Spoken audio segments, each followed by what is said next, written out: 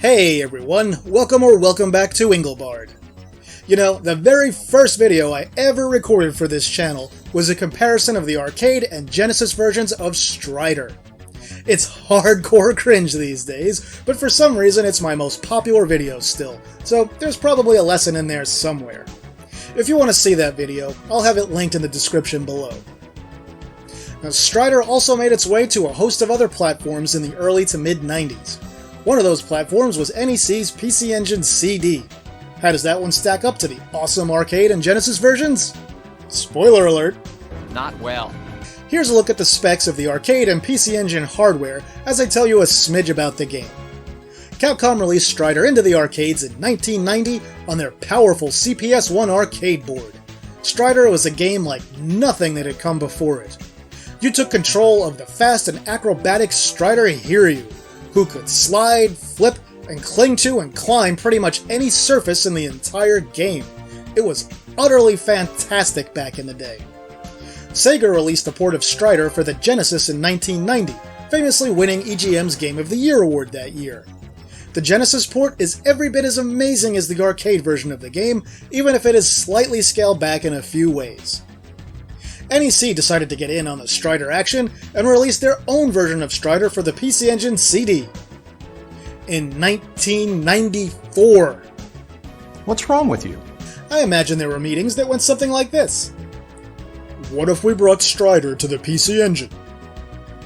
But made it PC Engine Strider lingered in development hell for about 5 years, where it jumped across multiple different NEC platforms until it finally ended up as one of the very few CD games for the PC Engine that required the arcade card.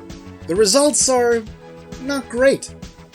The control is pretty bad, the collision detection is wonky, there are really weird scrolling issues, and, well, you'll see the rest for yourself when I get to the comparison here. Few notes on recording methodology. Yeah, I used a couple of save states just to try and keep things in sync. I show the unique PC Engine level of Strider after the end of the game, so if you want to see it, stick around past the end credits. I cut out all the in-between level cutscenes in both versions, I trimmed the amount of time that the PC Engine shows the stage complete graphic, and I also trimmed the loading time on the PC Engine a little bit, so we could really keep the video rolling. Alright, on to the comparison!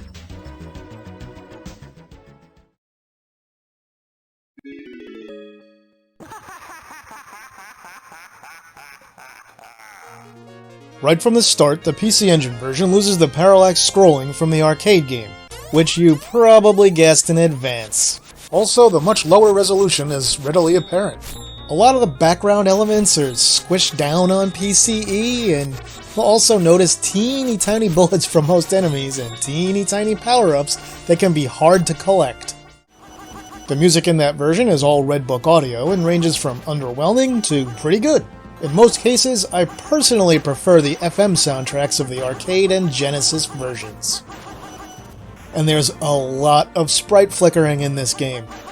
Way more than the arcade or Genesis port.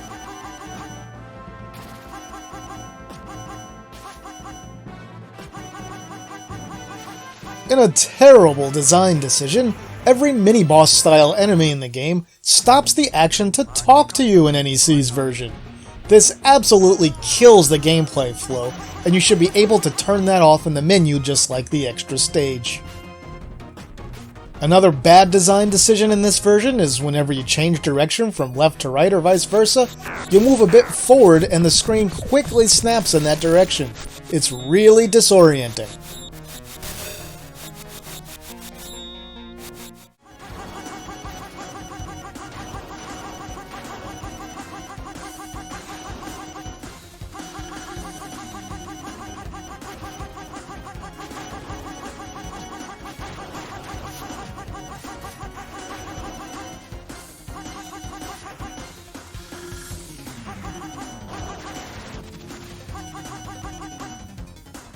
And here are some super choppy, skinny lasers on PCE. Also, you can fall down the hole in the middle of the area and get hit in that version. The boss itself is at least pretty similar between the two games.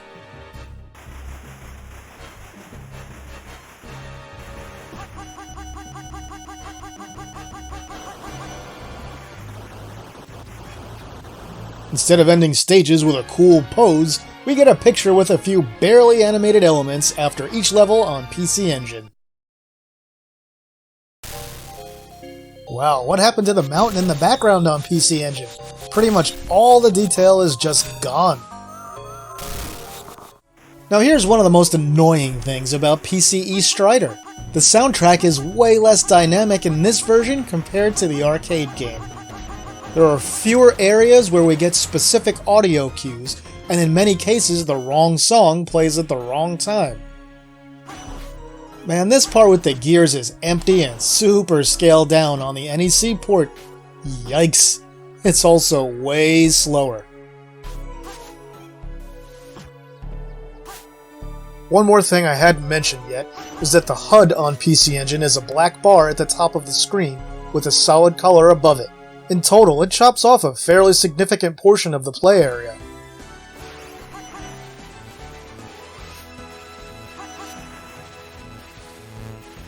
Okay, here's the infamous mountain run. We have smaller trees, no parallax of course, and a weird gradient in the background, all on PC Engine. Also, the scrolling is weird. It stops until you touch the edge of the screen after the big jump. Jeez, why so many wolves here, NEC? Also, NEC didn't feel the need to add any of those pesky background graphics into this area on the PC Engine. You'll also notice when the screen goes black in that version before the lightning strike, all the sprites stay fully colored instead of becoming silhouettes like the arcade original.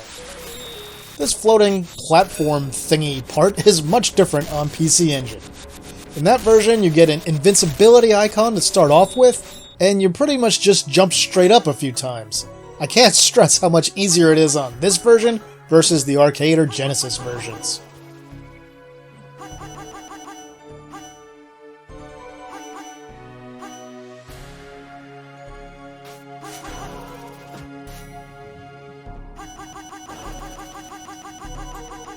On PC Engine, we only see a tiny bit of the bottom of the big ship, and unlike the arcade game, it does not animate.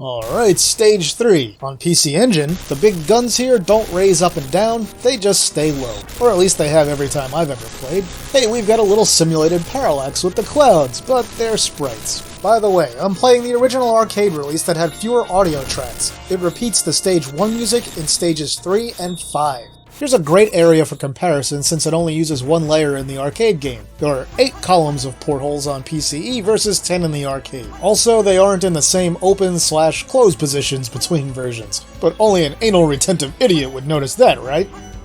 Watch me run off a platform super fast and fall straight down instead of at an angle, and then I run super fast again right after landing. Realism.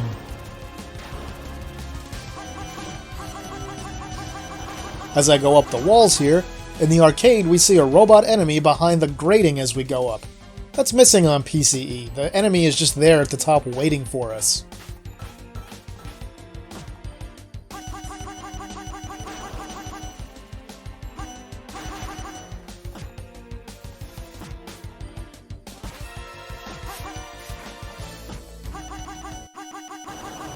Special mention here. When you grab the ceiling in the arcade or Genesis versions at this part, you can just go past those spikes on the ground unscathed even when they're all the way up. On PC Engine, you can't do that. They'll hit and damage you. It's also a little odd that NEC went with a much cooler, bluer color temperature in this area.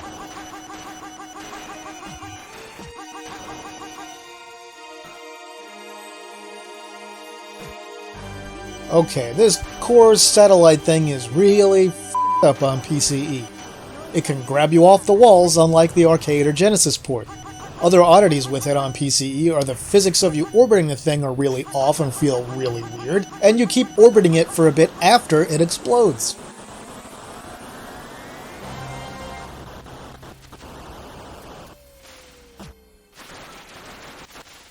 Oh well, at least the escape section came out pretty well in this level.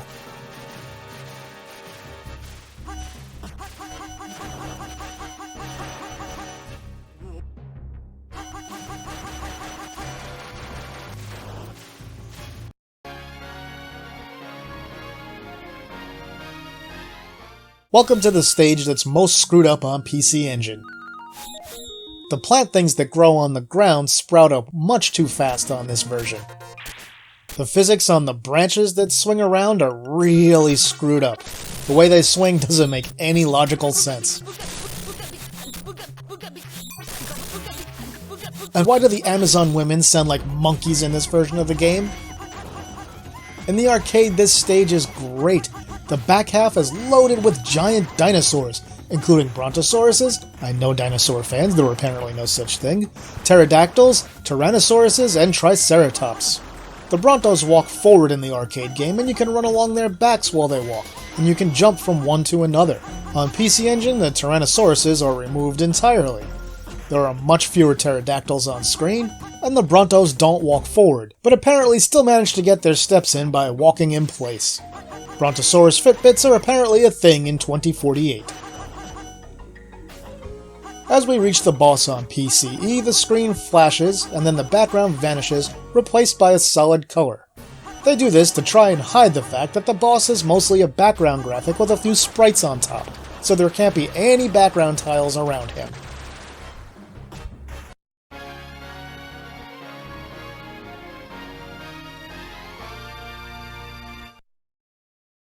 Okay, final stage. This one is, again, very scaled back on PCE. On the plus side, it's probably got the best music in that version of the game.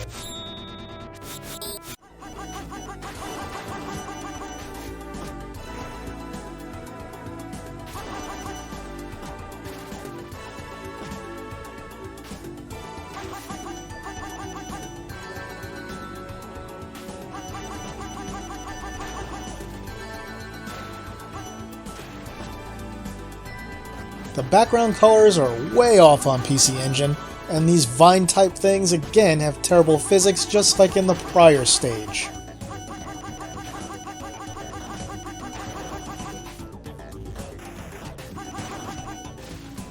This part is very different in both versions. You can't really take the arcade route the same way on NEC's port of the game. Their version is also way easier.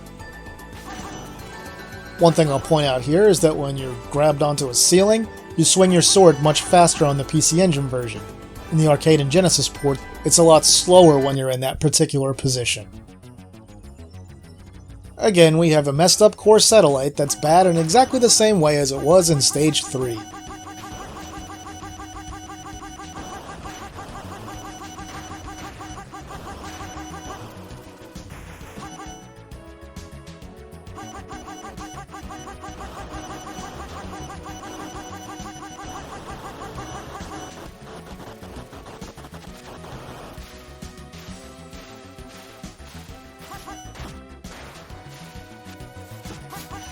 Oh look, it's the machine with the super skinny choppy lasers on PC Engine.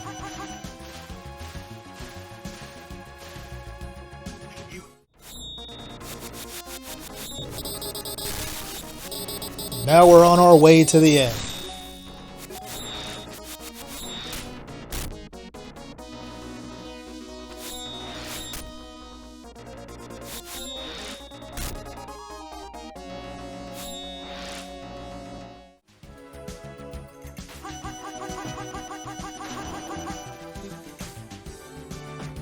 Hey, there's our Tyrannosaurus. Yay, I guess?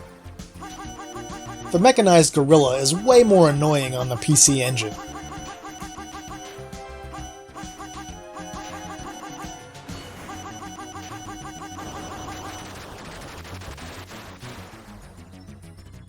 And now we have a better look at this thing. I have no idea why they made this boss's colors so different on NEC's machine.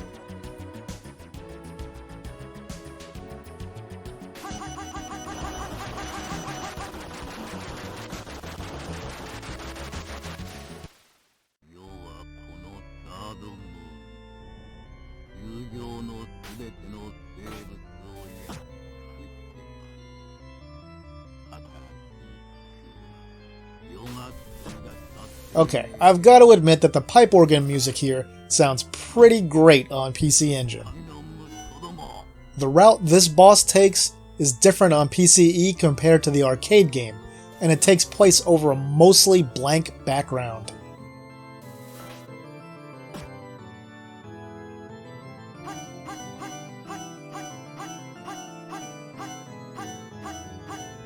The final battle with the Master is pretty different also.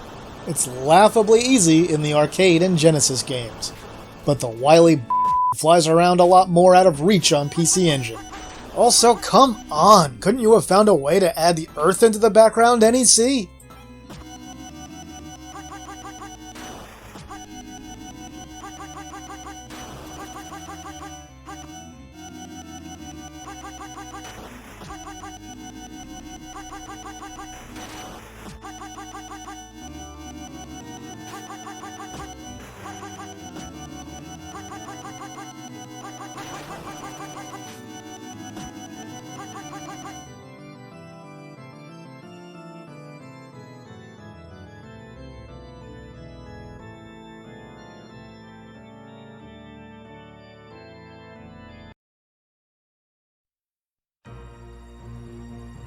And now the endings.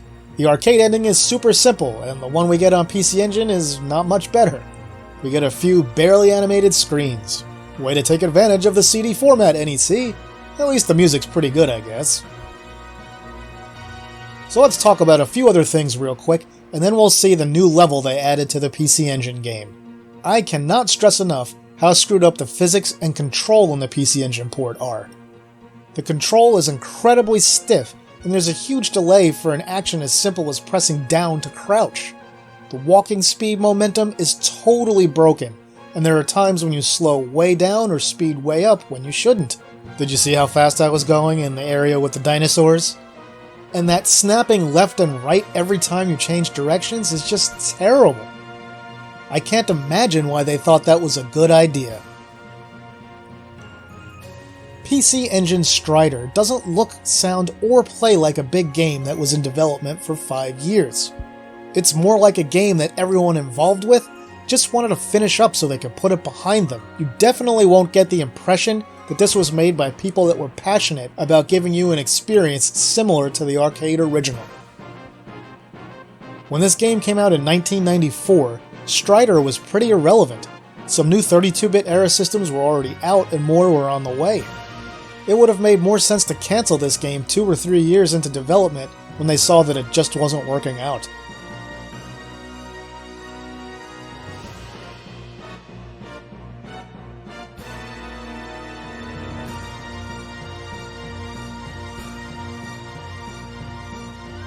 Alright, let's move on to this game's main contribution to the Striderverse, its unique extra level. And here's that level. So this level takes place after Stage 1 in the PC Engine version of the game. You can tell the developers had zero confidence in their design skills, since this extra level defaults to off on the options screen at the start of the game.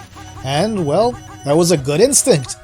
This level is pretty bland and doesn't really fit in with the rest of the game. Also, what's with the colors of Hiryu in this level? Is his hair brighter because he's supposed to be out in a bright, hot desert? For some reason, this soldier talks to you and then turns into an antlion. You can only hit it when it's in the air. And whoo boy, look at all that flicker.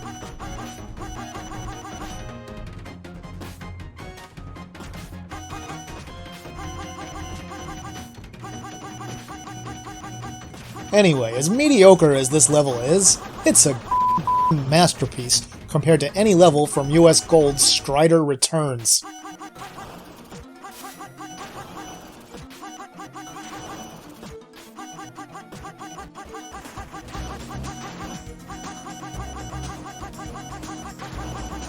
I'll reiterate that I don't get what's with the super tiny bullets and super tiny power-ups in PCE Strider.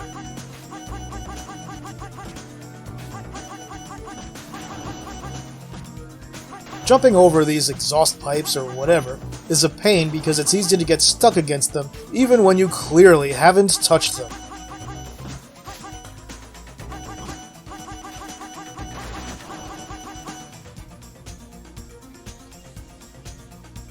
And here's our boss. It's a tank with a well-trained soldier who happens to enjoy a good game of peekaboo. Swell.